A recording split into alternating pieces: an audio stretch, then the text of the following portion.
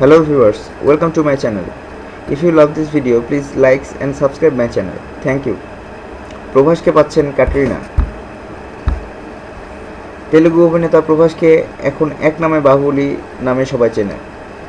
বাহুবলী ছবিতে তামান্না ভাটিয়া ও অনুষ্কা শেট্টির সঙ্গে তার রসায়ন দর্শকদের কাছে বেশ জনপ্রিয়তা পেয়েছে।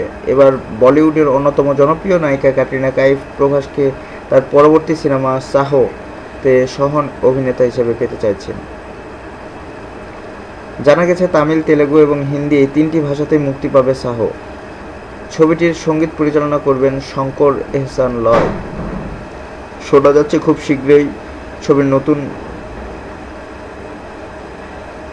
ছবির শুটিং শুরু করতে চলেছে প্রভাস।